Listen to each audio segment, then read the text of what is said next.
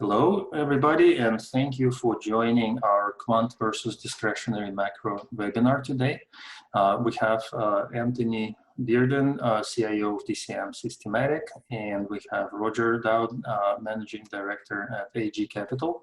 We had also scheduled with Steven Klein from Mistell Management, but I think he had like a last-minute emergency that he had to attend to. So just as a brief reminder / disclaimer, this is an event for professional investors, so qualified investors and professionals in the field of alternative investments. So this is not a solicitation to invest or buy any securities.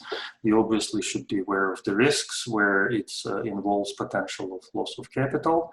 And of course, this is a regulated industry, so the investors need to be qualified to participate. Past performance does not guarantee future results. And again, all the usual techniques. So this is for information purposes only. And then let me start with a brief introduction. So let's see, Roger, why don't you go ahead and introduce yourself and your company? Sure. So Roger Dowd, AG Capital. We are a discretionary global macro manager. Like our just in a sentence, nutshell elevator pitch is we describe ourselves as a throwback to 1980s, 1990s style of classic global macro, which we can get into the definition of global macro. I think that's one of your questions. But essentially what we do is we, with this approach, we concentrate capital in our best ideas. So we have anything between 3 and 8 positions at any given time. So it's a very opportunistic trading style that concentrates capital. We're purely directional, 100% US-based futures. So I'll stop with that. Thank you. So let's see, Anthony, go ahead and please introduce yourself and your company. Sure. Hi, I'm Anthony Dearden. I'm one of the founders of DCM Systematic. So we've been trading now for 5 years. Before that, we were our main work was at working at Blue Crest Capital. And we are fully systematic in what we do. We are multi-strategy in what we do. And one of the main themes of what we look at is behavioral models of how other players in the market are acting, whether these are other trend followers, carry traders, or certain kinds of discretionary traders. And these are the kind of ideas that drive a lot of our models. We're trading the full set of liquid futures, both in the US and elsewhere. And I suppose that's good enough for a very brief introduction. Okay, well, thank you so much. So finally, let me introduce myself. I am Dmitri Alexeev. I am the CEO of AlphaBot. It is a software for alternative investment research, and it is at the same time a professional network and the tool that we will be using today in the background. I do apologize for a little glitch. It's a newer version that I seem to have running, which is in development, but so there's a couple rough edges. So without much ado, you can access also performance of the managers we have on the panel today using multiple databases and use the analytical tools. And we want to make it interesting and informational for the participants. So that's why we're using the system in the background. So with that having said, let us begin. So let's say, Roger, why don't you explain, again, we want to cover the basics here, and for potential investors who may not be very familiar with the space, even though I think everybody knows in hedge funds what macro does, but in your own words, what does exactly macro do, and especially discretionary macro? Sure. So in the simplest terms, macro to us is, like I said, an opportunistic trading style that concentrates capital in best ideas. For us, it means a highly concentrated book of anywhere between 3 to 8 positions. The flexible mandate allows for a lot to take advantage of a broad range of instruments, regions, markets, themes. So there's a wide range of ways you could define yourself. But for us, our core trades typically are multi-month, multi-year.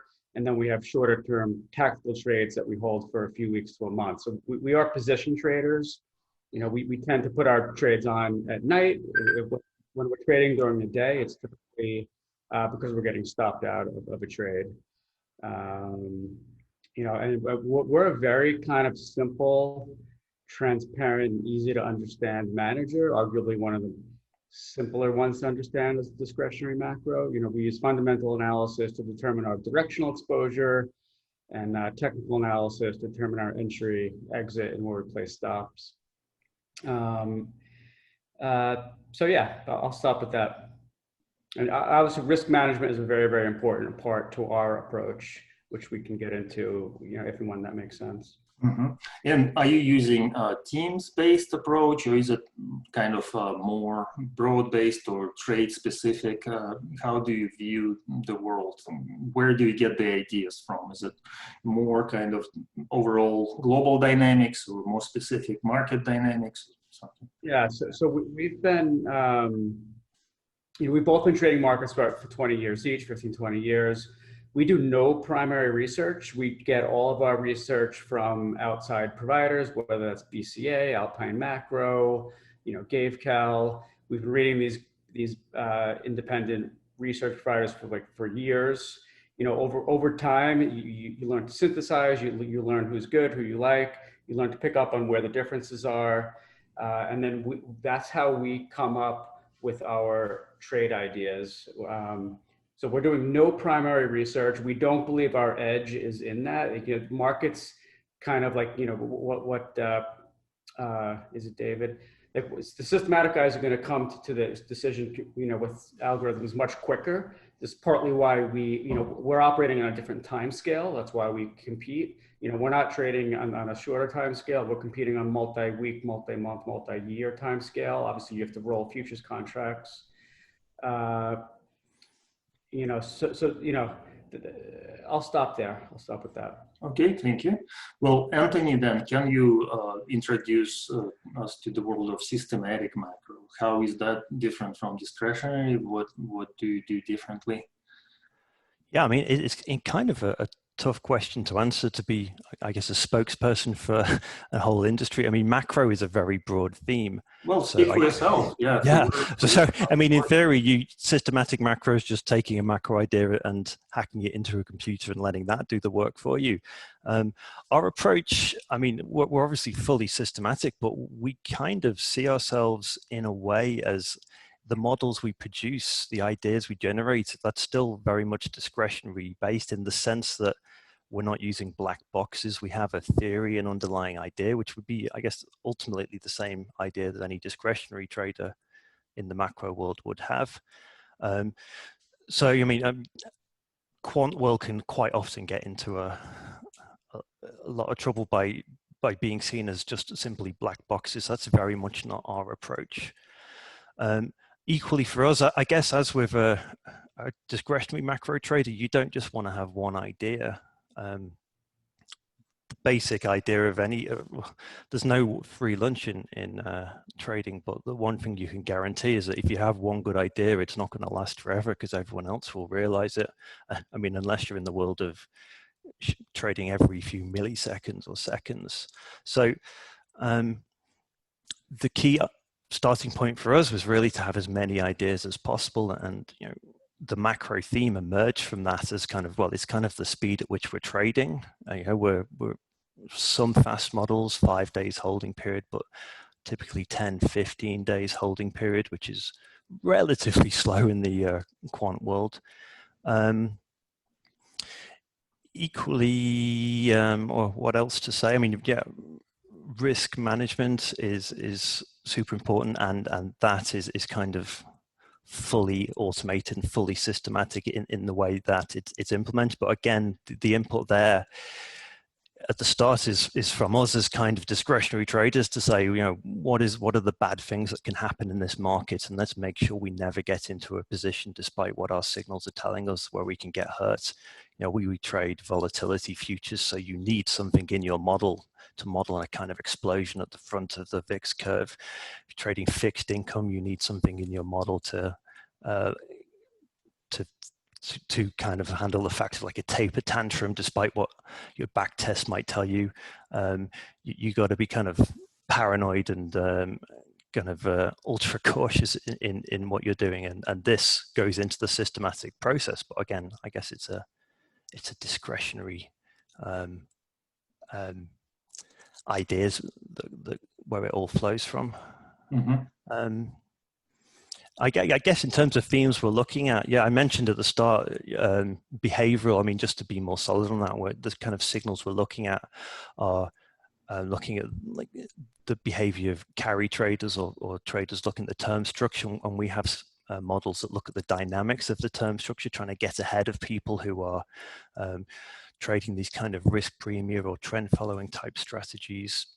We have other strategies that are more relative value. About 40% of our portfolio is relative value. So if you're looking at Brent versus WTI or various fixed income combinations, or relative value along the VIX term structure curve with futures. And I guess finally, we have more statistical models based on mean reversion and things like that in FX.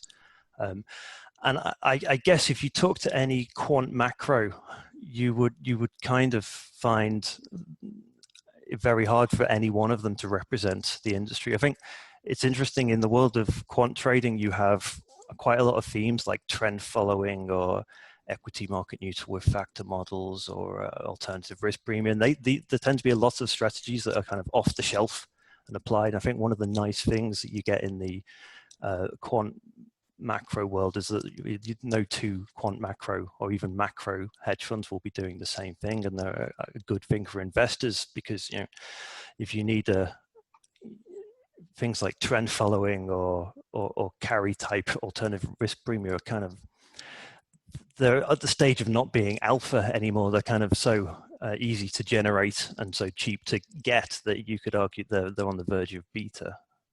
Mm-hmm. Well, you also mentioned black boxes, and I think there's a little bit of misconception on investor side, because it's a black box potentially to an investor because they don't know what's inside and they're not necessarily supposed to know what's inside. But for the creator of the so-called black box, it's a pretty clear mechanism. There is a logic that the creator has put in, and so it's not a lack of understanding, it's a lack of transparency. So and sometimes again it's quite reasonable because you don't want to necessarily everybody understand how you do things as long as you do them well. So I guess one nice thing about being a discretionary trader is you can be completely honest with your trades, your successful ones, because it's after the event and they're gone. For us as a systematic trader, we have a lot of models that are ongoing, and I mean, we can be clear about the ideas, but we're not going to.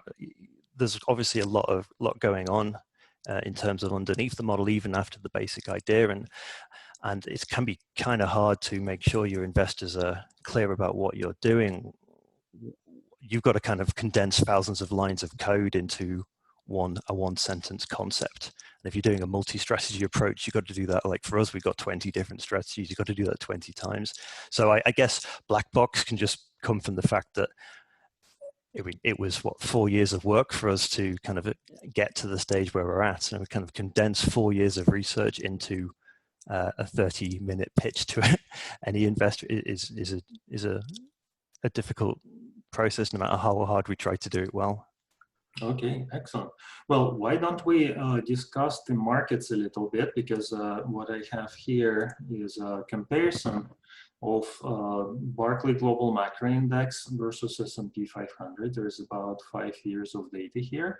And what's interesting is that we can notice just how recently the correlations, you see a normalized volatility to make it a little bit more comparable from risk perspective.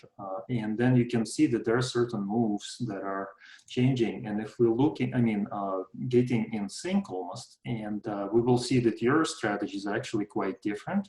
But at the same time, you can see rising correlations. And if for 5 years, it's already at 70%, then looking at 2020, for example, I think the number would be even higher. So there is something, and you see it's almost indistinguishable now. So correlation is actually 96. Even I understand it's only 8 months of data here. So it's not, but at the same time, those were dramatic moves, and the similarity is also dramatic. So from your perspective, again, this is not kind of asking you to speak for the whole industry, but what are the pressures and what are the reasons for like overall macro universe to start converging with the equity space so much? Is there nothing else to trade basically? Is that the answer? Anybody?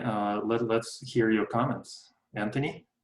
Yeah, I mean, we've noticed this. It's quite obvious that, I mean, we're trading FX, fixed income, equity, and commodities, and the correlations across these asset classes have really come a lot closer. I mean, it's interesting. FX especially used to be in the systematic world, and in the discretionary world, you used to do reasonably well just having a bit of carry, a bit of value, and if you look at how things that kind of trade has, well, for obvious reasons, died out. And it was risky enough at the best of times, but the things driving FX, if you look at it from a statistical point of view, you know, you see such a strong link between the dollar and the S&P 500. You see such a strong link between oil price and the dollar, and metals price and the dollar. And there is kind of only one risk on, risk off game in town. I mean, for us, this can be bad if you're trying to diversify in the macro world with things like trend following. We've turned this to our advantage recently by it allows us to take signals that we have, say, in the equity space and trade them on FX, and signals we have in the energy space and trade them on FX. And we've got 4 or 5 new strategies this year just from kind of taking the idea from one sector and trading them in another. And we played this increasing correlation to our advantage. Again, the interesting thing is, why is this happening post 2008? Why has there been such a increasing correlation? There's going to be a lot of theories. I mean, I'll throw a couple out, but everything being tradable as an ETF, I guess, is one aspect. People are treating commodities as an asset class now, and if all the major commodities, liquid commodities, are traded in the US, then that also is another reason for the FX rates to start being linked. You know, people are diving into US equities, US tech stocks from abroad. So there's a couple of theories, but certainly statistically, it's really quite obvious. And you can have very equity-like returns and not even trade a single equity just by your positions on commodities and FX. Roger, from your perspective, what do you see? What is happening from kind of discretionary view, from trying to understand the logic behind it? Yeah, I mean, look, we agree with what Anthony just said. I mean, us as opportunistic traders, where we have a concentrated book, you know, what we do, we look at all those things. We recognize that there's correlations. We look for the best risk reward opportunities of watching the 40, 50 markets that we watch daily. And we look to risk $1 to make 5. You know, we see the correlations. What matters is where are good opportunities and when can we take advantage of those. Look, of course, it's important to think about the underlying logic and what's driving the dollar and what's driving the correlations and why. You can come up with the simplistic reasons, like, the only game in town is the Fed, and you can go on and on and on forever, and that's important to do. But what we do is try to kind of just, where are the best opportunities? What's the best risk reward of the markets that we're looking at, and to concentrate our ideas in those opportunities. So we're very uncorrelated to equities. I don't know if you have our tear sheet there. We never carry, or have not yet ever carried, underlying equity beta. And when we do trade equities, we tend to trade it on the short side. But we've been consistently non-correlated. And let me, yes, specifically for that argument. So look how different this chart is. So now we're looking at the managers that we have today, and you can see that both actually have negative correlation to equities and actually quite low correlations, like close to neutral, I would say, for the Barclay macro index that we just looked at. So those two correlate highly, the equities and the macro, in recent years, but the managers that we have today actually seem to be doing something quite different, which is very encouraging and very interesting to look at. And yes, we do have your fact sheet as well. So if you want to comment to any particular portion of it. I mean, you just showed it. I mean, it's okay. there. So overall, yeah, statistics. 0.35 relative to SocGen CTA. Mm-hmm. Okay.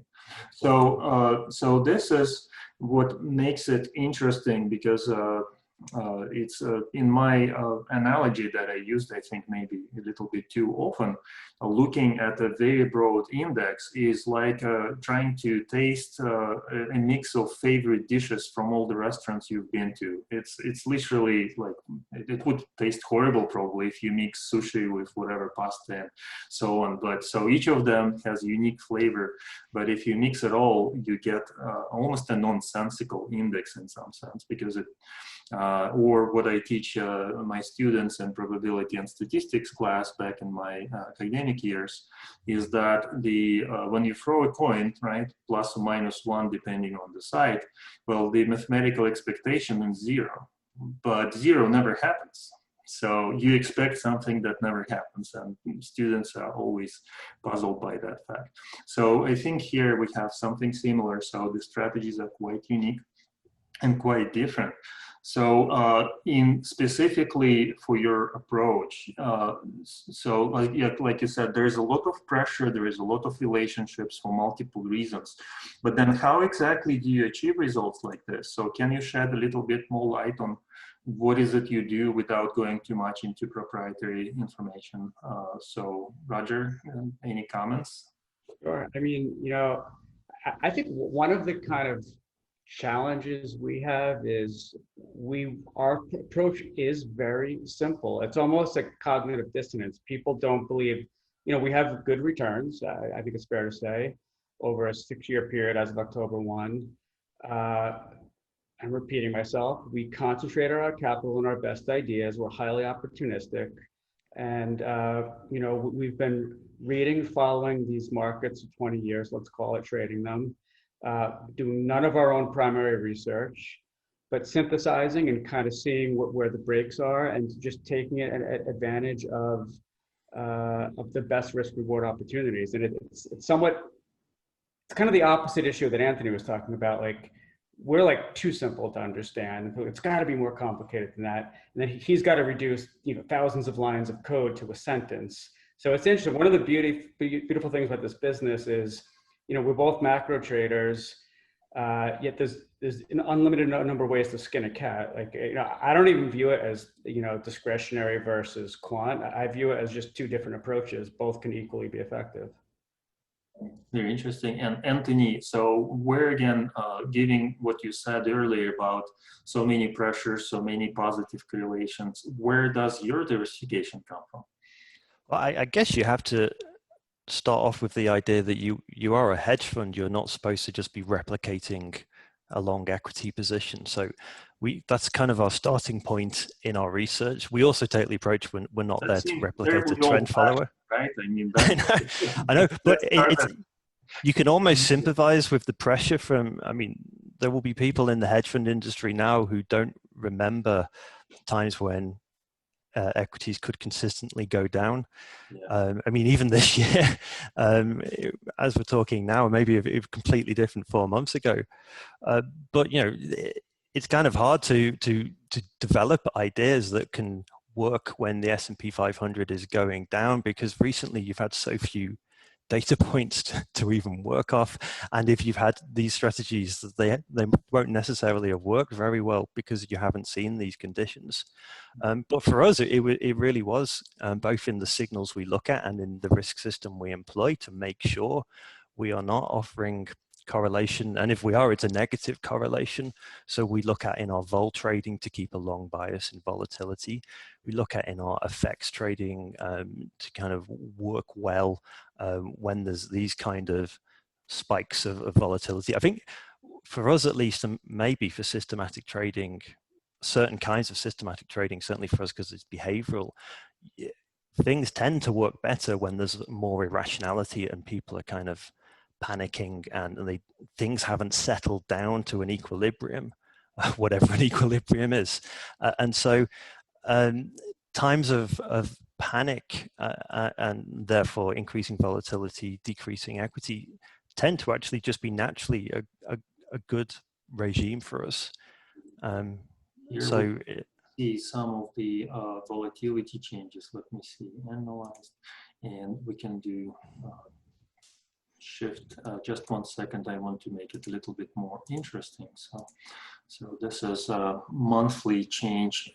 I mean annual, but monthly change. So the volatility levels for the benchmarks as well have changed a little bit in recent times as well. So spike versus a recent plateau where there was almost nothing going on. So yeah, there's a lot of stuff going on. So and then I think you are using artificial intelligence in your work, right? Is that correct? No, it's interesting. I mentioned it as a possible talking point because when you're a systematic trader, or maybe it's the same for you, Roger, it's a kind of a standard question on lots of investors.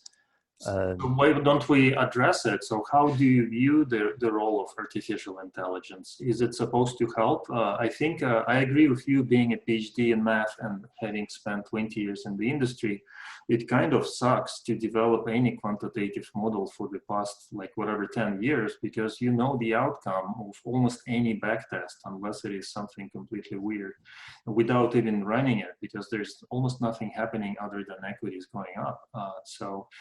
So how do you view this? I mean, there's almost no training sets for artificial intelligence that will give you a different answer. Yeah, I mean, the first thing I'd note is that it's quite easy to be cynical on AI, and I have a PhD in machine learning, so I shouldn't be too cynical, but it has very much become a buzzword. And I guess you find a lot of hedge funds, certainly in the systematic world, mentioning how they've got an AI bit or that. I mean, you don't know what people are doing underneath it all, but there's every chance they've taken what in the old days used to be called statistics using computers, and suddenly this linear regression that everyone's been using since Gauss over 100 years ago is now a cutting edge machine learning technique. I mean, we've tried machine learning many times in the past using kind of off-the-shelf models, and we found when it's worked, it's been a useful tool to tell you what things are important. But you certainly don't necessarily want to trade this. I think when you're using daily data, you're really at the limit of, even with some really unrealistic assumptions about stationarity and the tails on this data, you're at the very limit of saying you have a statistical significance. That being said, we have an ongoing project at the moment, which is looking at intraday data using a very much based in the statistics, the significance of what is being learnt, but using random forests. So we're not against the concept of using it. I think you just got to take everything on a case-by-case basis and step back and say, who's using this for marketing? I guess one clue is if it's called AI, it's probably for marketing. I totally agree. And being a software company, you can feel that, because technically you can raise a lot of money for a software startup, or could have a while ago, if you slap AI on top of it, and nobody understands what it means or how it's different and what exactly it does. But if it says AI or machine learning, then it's immediately almost a sure hit. And if you just have something that works well, but don't use those labels, you have a much harder time attracting attention to it. So yeah, there is obviously marketing and fancy words being thrown around, and artificial intelligence quite often doesn't have anything to do with intelligence. So, so it's basically automation of something that has been done, and quite often it is done poorly. Not to bash the industry or the particular segment of it. You can do things well, or you can do things poorly. So there are good examples of artificial intelligence, of course. Well, Roger, on your end then, how does the human intelligence come in comparison? So that's where the secret is, right? Do you sleep, or do you have dreams about markets? I know managers, I interviewed hundreds of them who have different kinds of phenomenon going on. It's usually a bad sign because you're worried about something. But just I appreciate Anthony's honest answer, because like I think, you know, maybe we're biased, but a lot of the AI machine learning, what we hear the pure marketing side of it. So I appreciate that honesty, because like, but yeah. So look, for the human side, you know, it's the ability to synthesize broad, complex macroeconomic trends and for idea generation. And, you know, we believe it's synthesizing that and looking forward for our time scales. And I know this sounds crazy, like a year, 5 years, even a decade. You know, for example, you know, I don't know if AI could do something. Are we in a paradigm shift moving from a monetary policy to fiscal policy being the primary tool? You know, I don't know if AI could tease that out. Maybe it can, maybe it can't. I don't know. You know, are we seeing a shift from capital to labor? The past 40 years, capital has controlled all the bargaining power. You know, we have riots in the streets. You know, we had all sorts of things going on this past summer. You know, we have the CARES Act. You know, what are the market implications of that? How do you trade that looking out on a 1 year, 5 year basis? You know, are we shifting towards an MMT framework of looking at the world and how we understand the world? You know, I would love to have a drink with Anthony, with both of you guys, and have that conversation to see how like machine learning and AI can incorporate it. I don't know enough about it to know. Maybe it can, maybe it can't. But these are the things we think about, and we try to implement into our thinking and our idea generation, and express those ideas. You know, at the end of the day, you're expressing a thought on markets looking forward. So, you know, that's kind of how I would express the human intelligence side of it. Interesting. From my, again, research and observation, I find that AI, or what's really behind it, the neural networks, are great for classification. But people, classification problems, right? The self-driven cars and things like this, which have to recognize, is it the car, is it a bicycle, is it a pedestrian, things like that really quickly. For what is unfortunate is that many investors think that it can actually predict. And when it tries to predict, giving the data that we have, then the famous definition of idiocy from Einstein comes to mind, because, okay, how can you expect any other outcome if it hasn't seen it? If it only sees the same thing repeating over and over and over, then how exactly is it even possible theoretically to predict what can happen if things change, because it has never seen such a change. So that's where some issues are, I think, with the machine learning approach and trying to put too much sense into it. One of my favorite quotes is, I can teach a dog to recognize my face like a machine learning test, but I'm not going to let my dog trade VIX futures. Exactly. So, well, again, we don't mean to bash those participants who are not here. Like, I know that there are good applications of AI, we all know. It's just that everything has its own limitations, and there are good old-fashioned things that still work as well, and probably will work for much longer than the marketing push lasts for the new words, and they will be replaced by new marketing words and things like that. So that is very interesting. So overall, and I think we kind of, if we put it together in your own words, what are the similarities and differences between quant versus discretionary? So kind of, it looks like the markets are almost the same. It's almost the same search for new ideas, but one is kind of almost the same experience philosophically, but it's codified. so that it can be done faster, maybe on a larger scale. And on the other hand, on discretionary, it is more intuitive in some sense, but at the same time, there are lots of rules. They are just not written in code, but still for risk management, you have to have some strict rules, right, Roger? Otherwise, it's not really risk management anymore. Roger? I would say the fundamental, oh, sorry, can you hear me? Go ahead, yeah, I'm turning to you. Okay, I was going to say, to me, the most fundamental difference is the time scale. You know, we think arguably one of the ways that we have been able to generate the performance we have with our human mind is by looking, you know, synthesizing information, you know, not necessarily looking at all the statistical correlations and all the data that, you know, that you guys can have supercomputers processing in real time. But then, you know, for us looking out and having kind of themes and views that are over 6 months, a year, 2 years, 5 years, you know, and that doesn't sit well with a lot of people. We get it. It's very intellectually appealing to have everything framed in a quantitative mathematical framework. We're not that, you know, so we have to some extent rely on our performance over time. You know, and so far we have been doing reasonably well. So we're doing something right, I like to believe. But to go back, to me, it's a time scale function. Yeah, and let me see, I can scale the, again, the volatility scale exercise is quite interesting in the sense that even if you don't do leverage, it puts things on the same footing as far as risk is concerned. And what I have to notice is that you see the philosophical discussion of quant versus discretionary, you guys are the red and the blue here. And even though there is a low correlation and obvious differences, the overall themes seem to be kind of very similar on the longer term, right? It's kind of, you can feel there's something going on. So obviously there's commonality to macro strategies, no matter how they are implemented.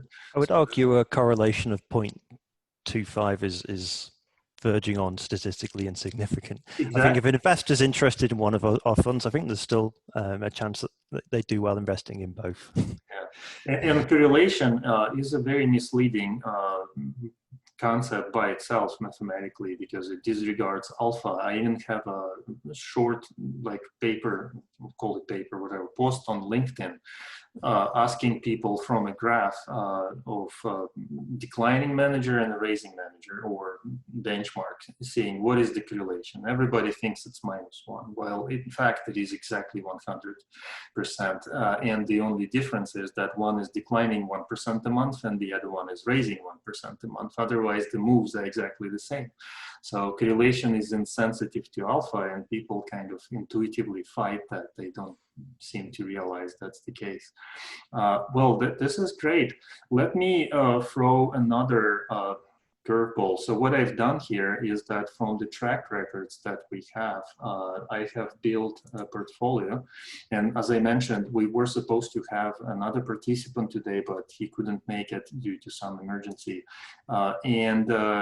Basically, this is the track record that comes from Equalize. Just simple, really nothing sophisticated. I didn't want to play with these numbers and make them seem fit or fitted for some particular purpose. So this is just an equal weight of the 3 managers that we were planning to have today, 2 of them here. And if we look at this portfolio in comparison to the benchmark. So here, let me add it and just see what it did in 2020. So it is Quant, let me see, actually webinar portfolio. And this is the quant versus discretionary macro portfolio. And that's what it did in this year. So that by itself is amazing. So you guys didn't obviously expect anything that happened in March, right? But still, the results are quite amazing as far as risk control and actual diversification comes. So any comments on that, like specifically regarding March, specifically regarding this environment, like what is it that you got so right so that it worked so well this year? Well, on our side, I mean, we were up in all the 4 sectors we trade. I guess the obvious one, and looking back, easy one, was being long volatility, which isn't a static component we have, but it's something several of our signals were telling us to get exposure to. But again, for us, it was diversification across, our fixed income, the relative value component there, looking at the benefited from overperformance of US Treasuries versus others. The way we traded dollar followed the ebbs and flows of the dollar over that month. And in commodities, we switched to a short oil position relatively early. So again, for us, the winning methodology was globally just having lots of individual strategies that worked well and are kind of have the intention to work well during times of turbulence. That's great. And Roger, what would be your comment? Is it one of those cases where your intuition was perfectly right? Look, we're wrong about 60% of the time and right about 40%, roughly speaking. So we're wrong much more than we're right, but we have very strict risk management where we just constantly always get out with our stops. But, to answer the question about March and what attributed to this year, it kind of reflects our transparency. There's 3 very specific trades. One we started in 2019. We tried shorting palladium a few times, got stopped. Palladium's used in gasoline catalytic converters. It's hard to source, but really it was technical. It went parabolic if you look at it. We finally did get it to stick after its first leg down. And what we thought would take a couple of months, we made a large return on short palladium in March. Earlier that, we kind of at the end of 2019, we were long Eurodollars and long 10-year note because we were already seeing signs of lower US and global growth. This is prior to Corona, obviously. This is another trade that once Corona hit, those trades played out. We took profits much sooner than we thought, in terms of our targets. And then the last trade that contributed to the early part of this year's gains is very simply short gold. We're long-term bullish gold, like many people are at this point. But similar to what we witnessed in 2008 and 9, we kind of made our thesis was that we would have some hedge funds would have to sell winning positions to cover margin calls. That was the framework of our thinking. So we shorted gold. Regardless of what the reasons were, that trade worked out. We made money on short, and then we flipped long. So those are the 3 trades: short palladium, short gold, long Eurodollar, and 10-year note yield curve. It's very interesting. So, well, let us address other questions. So I think this is a very good example. Speaking from an investor point of view, or actually trying to make life easier for investors, what is it that an investor need to look for in a macro manager from due diligence viewpoint, from overall selection? As we have seen already, the overall index seems to be an aggregate of way too many diverse things, right? Because there are so many different ways. And as you mentioned, I don't like the term slicing or skinning the cat because I think animal activists will not enjoy it.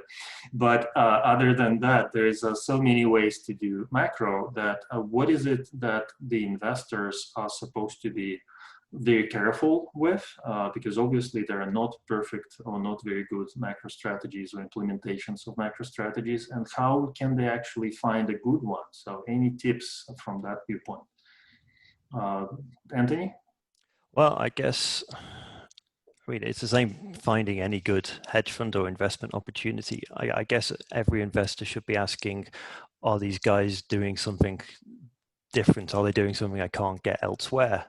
And we see how the global macro index reflecting the S&P 500 quite closely implies, at least on average within that, there's plenty of people just taking equity exposure. I think, as I mentioned before, we are hedge funds. We're supposed to offer something different. We're charging people money in order to offer them returns that hedge the kind of standard positions they can get in fixed income and equities. I guess the other thing, so when you were saying what they're doing different, the question you've got to ask yourself, do you, which is very hard to assess, do these guys have any alpha? Do these guys have different ideas? That I guess track record is one way of doing it, but I guess again track record when you've taken into account how any exposure to standard indices like equity has done. But I mean, frankly, I appreciate how hard it is for investors to make a decision. There are, and I don't know how big your firm is, Roger, but we're definitely on the smaller end of the world. We're currently managing 130 million, and so there's some big boys out there who are kind of, if your job is working at a pension fund and you have to make a call on an investment, you're not going to get in trouble if you make a call on one of the really big ones and it doesn't work, because you could at least tell your boss that, well, everyone else was doing it. So the thing you have to do, certainly at the smaller end of the industry, is to differentiate yourself both in your performance and also in terms of how you approach the investment problem. I mean, it would be easy for us to add trend following to what we're doing, but we know our investors don't need that, and that's not really, as an example, what we should be doing. We should be looking to carve out our own little niche. So is this strategy scalable? Because you did mention certain size. Is there a kind of a reasonable size limit to a particular implementation? It's tricky to estimate. We're at 130. We're certainly nowhere near it. We certainly can't go on the same scale as trend following.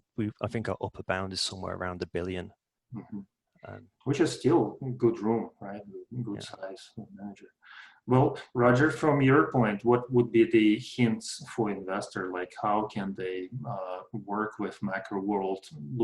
What is to look for in a good manager? What is to avoid in a bad manager, theoretically? I mean, I would echo everything Anthony just said. I would add to that, for us as discretionary managers, I think we've always been kind of authentic and own who we are and what we are. Like, we don't view ourselves as competing with the Quant and the Systematic guys.